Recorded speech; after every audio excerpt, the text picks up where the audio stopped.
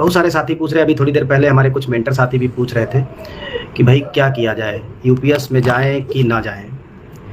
तो मैंने हमेशा कहा है, जब सबसे पहले 24 अगस्त 2024 को, आप समझिए कि 6 अप्रैल 2023 को एनपीएस रिव्यू कमेटी का गठन किया गया था, और 6 अप्रैल 2023 को एनपीएस रिव्यू कमेटी का गठन करने के बाद यूपीएस के ऊपर पहली बार सरकार बोली 24 अगस्त 2024 को, यानी कि तकरीबन 1.5 साल के बाद। 24 अगस्त 2024 को जब यूपीएस के बारे में अनाउंसमेंट हुआ, जो हमारे रेल मंत्री हैं माननीय अश्विनी वैष्णव जी, उन्होंने एक प्रेस कॉन्फ्रेंस करके यूनिफाइड पेंशन स्कीम का गजट पहली बार जिक्र किया। तो 24 अगस्त को जो 2 पेज का उस समय केवल एक डिटेल्ड गजट नहीं था, वो केवल एक नोटिफिकेशन टाइप से था, तभी हमने उस पर काफ़ी जिक्र किया था, काफ़ी चर्चा किया था, उस पर काफ़ी बातचीत की थी, और उसमें बहुत सारी कमियां थी, उनको लेकर के डिस्कस भी किया। फिर 24 अगस्त 2024 के बाद 19 मार्च 2025 को पहली बार यूपीएस का डिटेल्ड गजट आया। 20 अगस्त 2024 के बाद 19 मार्च जब 2025 को डिटेल्ड गजट आया, तो भी उसमें बहुत सारे लेकुनास थे, बहुत सारी कमियां थी, और उन कमियों को लेकर के हमने प्रधानमंत्री जी को पत्र भी लिखा। और फिर उसके बाद जो कार्मिक मंत्रालय है, DOPPW, department of pension and pensioners welfare, जो बेसिकली पेंशन के लिए जो सबसे बड़ी मतलब जो है सबसे बड़ा उसका जो है स्टेक होल्डर है, एक तरीके से कहिए, कर्मचारियों के मसलों पर, तो उनके साथ डॉक्टर जितेंद्र सिंह साहब के साथ हमें बैठने का मौका मिला। हमारे डेलीगेशन को उन्होंने इन्वाइट किया, ऑफिशियली इन्विटेशन मिला, हम लोग गए और फिर यूपीएस के ऊपर काफ़ी बातचीत रखी। वहाँ हमारे 3 मुद्दे प्रमुख थे। पहला मुद्दा ये था कि 25 वर्ष की जगह पर जो 50% पेंशन की गणना है उसको 20 साल पे किया जाए। दूसरी बात है वॉलंटरी रिटायरमेंट, जैसा कि 20 साल पे होता था वहीं से हो, और उसी दिन से पेंशन देने की शुरुआत हो। और तीसरा ये था कि आप कैसे इन्वेस्ट करते हो, कहाँ करते हो, हमें इससे लेना देना नहीं है। जब भी रिटायरमेंट हो, वॉलंटरी रिटायरमेंट हो या कंपलसरी रिटायरमेंट हो, हर हालत में कर्मचारी का पैसा उसको वापस कर दिया जाए ब्याज सहित, जैसे जीपीएफ में पैसा वापस मिल जाता है, बिल्कुल सेम टू सेम जीपीएफ वाला प्रोसेस हो, उसको पैसा वापस मिल जाए। ये 3 हमारी डिमांड थी। यूपीएस के 19 मार्च के जो गजट में बात थी कि वॉलंटरी रिटायरमेंट को भी 20 से बढ़ा करके 25 साल पे कर दिया गया था। अब चूंकि दिल्ली सरकार के मुलाजिम या बाकी जो यूनियन टेरिटरीज के लोग हैं वो बहुत परेशान है कि 30 सितंबर ही लास्ट डेट है। अब वो ये कह रहे हैं कि 30 सितंबर मान लो डेट नहीं बढ़ी तो क्या करेंगे, हम तो फिर एनपीएस में ही फंसे रह जाएंगे, ये उनका कहना है। भाई 20 साल की लड़ाई के बाद हम यहाँ तक पहुँचे हैं, 20 साल बल्कि 22 साल हो गया, 2004 से अगर आप जोड़िए तो 22 साल के बाद हम यहाँ तक पहुँचे। और आपको इतनी चिंता है कि कहीं अगर हम यूपीएस में नहीं स्विच कर पाए तो हम एनपीएस में ही फंसे रह जाएंगे। मैंने हर बार बोला है कि अगर आपने यूपीएस को स्वीकार कर लिया तो जाहिर सी बात है कि सरकार ये मान लेगी कि अब कर्मचारी यूपीएस से खुश है, और जब कर्मचारी खुश है यूपीएस से तो फिर सरकार को कोई भी अमेंडमेंट, कोई भी बदलाव करने की ज़रूरत नहीं बचेगी।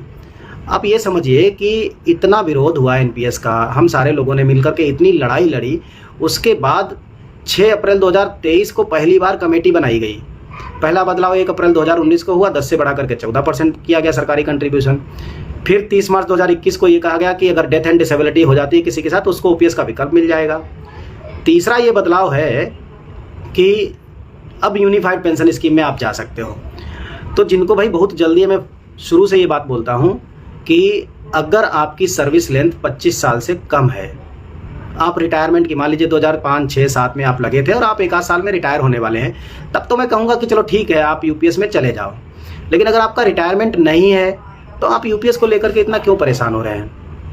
डेट निकलती है, निकल जाने दीजिए। हम लोग जिस लड़ाई को यहाँ तक लेकर के आए हैं, अगर सारे लोग यूपीएस में स्विच कर गए तो सरकार तो मान लेगी कि ये नेता फालतू ड्रामा कर रहे हैं और इनको तो नौटंकी करनी, राजनीति करनी है, और पब्लिक हमारी यूपीएस में खुश है, कर्मचारी हमारा यूपीएस में खुश है। फिर आप लाख कोशिश कर लो, कोई बदलाव नहीं होगा। आपकी ओपीएस तो दूर की बात है, ओपीएस जैसा कुछ भी नहीं होगा। फिर दूसरी बात है, आज से 3 महीने पहले जब लोकसभा में क्वेश्चन लगाया गया कि भाई यूपीएस में कितने लोग पहुंचे हैं, तो सरकार ने डेटा दिया, वो 31,555 या 31,655 लोगों का डेटा दिया। अब आप ये सोचिए कि 31-32 लाख सेंट्रल गवर्नमेंट एम्प्लॉई हैं, उनमें से केवल 31,000 लोगों ने यूपीएस को ऑप्ट किया, तो वो तो अभी 1% भी नहीं है। तो आपको परेशान होने की ज़रूरत ही नहीं है।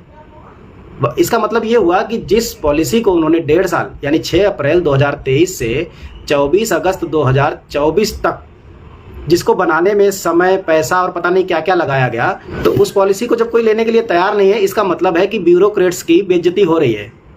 आपको दिख नहीं रहा है, लेकिन बेइज्जती तो हो रही है। लास्ट टाइम जब हम बैठे DOPPW में जब मीटिंग के लिए, तब वो फील हो रहा था। हमने वहाँ पर कहा कि जब तक कि वॉलंटरी रिटायरमेंट के दिन से तो उनको सफल दिखाना है, ये इन प्रकार किसी तरह से उनको ये दिखाना है कि लोग यूपीएस में जाने को तैयार हो गए और उनकी जो स्ट्रेटजी है वो अपने स्ट्रेटजी में कामयाब हो जाएंगे। एक बार वो कामयाब हो गए तो 20-22 साल तक, जहाँ तक हम यहाँ तक पहुँचे हैं, फिर आगे कुछ बदलाव करवाने में 20 साल और लग जाएंगे आपको। मान लीजिए आप चले गए, आज यूपीएस में स्विच कर गए, कल आपका मन हुआ 20-22 साल की नौकरी के बाद आपने सोचा कि वॉलंटरी रिटायरमेंट लेकर के जाना है, मैं पूरी नौकरी नहीं कर पाऊंगा, मेरे बस का नहीं है, कोई भी सर्कमस्टांसेस ऐसी क्रिएट हो गई, तो फिर आप वॉलंटरी रिटायरमेंट ले तो लोगे यूपीएस में, लेकिन पेंशन आपको स्टार्ट होगी जब आप सुपर एनुएशन की डेट पे पहुंचोगे, यानी 60 साल की उम्र पे। यूपी वाले टीचर 62 साल की उम्र पे, और अगर आप डॉक्टर हैं तो 65 साल की उम्र तक आपको इंतजार करना पड़ेगा। तो ये एक आपके लिए मुसीबत खड़ी हो जाएगी और फिर आप चाह करके भी कुछ नहीं कर पाएंगे। हाँ, बीएसएफ से हूँ, मेरे को साथी यूपीएस में जा चुके हैं, क्योंकि उनको डर था लास्ट डेट निकल जाएगी। अब ये डर तो मैं क्या बताऊँ कि शुक्ला जी, आप ये पूछिए बीएसएफ के साथियों से कि बीएसएफ के साथियों ने एनपीएस और यूपीएस के खिलाफ लड़ाई कितनी लड़ी। क्या आप किसी धरने प्रदर्शन में गए थे? यूपीएस लेने में सबसे आगे हो गए आप। आपके मुद्दे को रोज हम लोग उठाते हैं। जब पिछली बार मंत्रालय के साथ बैठक हुई तो हम लोगों ने एक ही बात रखी कि पैरामिलिट्री के जवान 25 साल नौकरी करना उनके लिए बहुत मुश्किल काम होता है, बहुत मुश्किल। हम लोगों की 5 साल की नौकरी और उन लोगों की 15 साल की नौकरी बराबर होती है। इतनी कठिन परिस्थितियों में वो लोग नौकरी करते हैं। तो इस बात पर मंत्री जी तैयार हुए कि ठीक है, 20 साल पर वॉलंटरी जाने की परमिशन होनी चाहिए। और जो 2 सितंबर को दोबारा गजट आया 19 मार्च के बाद, उसमें वो बदलाव उन्होंने कर दिया कि अब अगर कोई चाहे तो 20 साल की सर्विस पूरी करने के बाद यूपीएस में वॉलंटरी रिटायरमेंट जा सकता है, लेकिन उसकी जो पेंशन की कैलकुलेशन होगी वो 25 साल के अनुसार ही होगी, यानी कि 25 साल पर 50%, तो अगर 20 साल में जा रहे हो तो 40% पेंशन के हकदार होंगे। और उनको सबसे पहले यूपीएस में स्विच करना है, तो जब आप लोग स्विच ही कर जाओगे, सबसे बड़ी संख्या आपकी है, तो फिर बचा ही कौन? यूनियन टेरिटरी, जो केंद्र शासित राज्य हैं, केंद्र शासित प्रदेश हैं, तो उनके लिए तो अभी पोर्टल खुला ही नहीं है। वो केवल फॉर्म A2 भर करके अपने DDO को दे सकते हैं, लेकिन उनके लिए भी एनपीएस से यूपीएस में जाने का स्विच खुला ही नहीं, पोर्टल ओपन ही नहीं हुआ है। तो उनका लेटर, अगर आप सोचिए कि अगर आप अभी यूपीएस में नहीं जाते हो तो सरकार की पहली बात तो सबसे पहली प्राथमिकता होगी कि वो यूपीएस की डेट बढ़ाएंगे। आप लिख के रख लो 31 दिसंबर तक तो डेट बढ़ानी ही बढ़ानी है, और तब तक क्यों ही सफल होने दो जब तक कि वॉलंटरी रिटायरमेंट के दिन से पेंशन की शुरुआत ना कर दें और आपके अंशदान को वापस करने की बात ना बोले। तब तक आप क्यों यूपीएस में जाओगे? चले गए विजय कुमार जी, कुल सेवा 20 वर्ष 7 महीना है, रिटायरमेंट 2034 है, उत्तराखंड। हाँ, जैसे ये है, अब इनका 34 में रिटायरमेंट है, तो अब रिटायरमेंट तक नौकरी करेंगे ही करेंगे। ये जा सकते हैं विजय कुमार जी, क्योंकि नौकरी की सेवा अवधि ज़्यादा लंबी नहीं है, 20 साल 7 महीना है, यानी 20.5 साल इसको मानिए, तो 20 दूना 40 और 41% इनकी पेंशन बनेगी। राजू कुमार जी, हमारे यहाँ कोई यूपीएस नहीं ले। बढ़िया, क्या अभी लेने की ज़रूरत नहीं है, कोई भी यूपीएस अभी ना ले। तो जब तक कि ये मेहनत जो हम लोग कर रहे हैं, अभी 9 नवंबर को कर रहे हैं हम लोग, एक बड़ा आंदोलन कर रहे हैं दिल्ली में, उसके पहले 1 अक्टूबर को देश के 100 शहरों से, 100 सिटीज़ से एक साथ हम लोग बैलून्स पर अपनी मांग लिख करके माननीय नरेंद्र मोदी जी से अपनी डिमांड रखेंगे। और वो ये है कि ओपीएस रिस्टोरेशन और दूसरा 8वां पे कमीशन का गठन, क्योंकि 16 जनवरी को माननीय रेल मंत्री जी ने अनाउंस किया था और 16 जनवरी से अब तक हम 16 अक्टूबर की तरफ बढ़ रहे हैं, 8 महीने बीत चुके हैं, लेकिन अभी तक 8वां पे कमीशन गठित नहीं हुआ। सरकार कह रही थी कि हम 1 जनवरी 2026 से हम दे देंगे, तो कहाँ से दे देंगे? अब तो 90 दिन भी नहीं बचे। तो अगर ये लड़ाई आप कमज़ोर कर देंगे यूपीएस में जा करके, तो फिर हम भी विड्रा कर लेंगे, हम तो फिर आंदोलन ही विड्रा कर लेंगे। सीधी सी बात है, किसके लिए करें? हम भी घर बैठ जाएंगे अपना। तो ये अभी खास करके दिल्ली के लोगों से मेरी बार बार गुजारिश है, अगर आपकी नौकरी 25 साल से ऊपर की है, then there is no need to opt unified pension scheme. बिल्कुल भी नहीं, करने की ज़रूरत ही नहीं है। दूसरी बात, मैं एक बात और बताऊं कि अगर आपको ये लगता है कि आप एनपीएस में एक बार फिर से वापस जा सकते हैं, अभी यूपीएस में चले जाते हैं, और जब आपको लगेगा कि नहीं एनपीएस ही बढ़िया है तो यूपीएस से एनपीएस में स्विच कर लेंगे रिटायरमेंट से 1 साल पहले तक। तो ये सबसे बड़ी मूर्खता है, क्योंकि यही सरकार की स्ट्रेटजी है। उसने ये बोला कि अगर आपको लगता है कि एक बार वापस जाना है फिर से एनपीएस में, तो आप वापस जा सकते हो। तो इसका मतलब अब अगर आपने यूपीएस में चले गए तो सरकार तो ये मान लेगी कि यूपीएस सबको मंजूर हो गई, और फिर कल को ये भी बता देगी कि आप स्विच नहीं करोगे, अब तो कंपलसरी हो गई। तो अभी स्विच करने की कोई ज़रूरत नहीं। देखिए एक चीज़ और मैं बता दूं आपको, सरकार को अगर बदलाव करना ही है तो सरकार को करना होगा, तो सरकार कंपलसरी एनपीएस से यूपीएस में सबको स्विच करा देगी ऑटोमेटिक, तब तो कोई कुछ कर ही नहीं सकता, ऑटोमेटिकली स्विच हो जाएगा। तो उसके अगर सरकार को करना है तो वो ऑटोमेटिक स्विच कर दे, क्या दिक्कत है? फिर कर्मचारियों से कह दे जिसको रिटायरमेंट पर बदलना है वो बदल लेगा, फॉर्म भर देगा, तो वहाँ समझ में आता है। लेकिन अगर हम लोग स्विच करते हैं तो ये हमारे लिए निगेटिव इम्पैक्ट आएगा।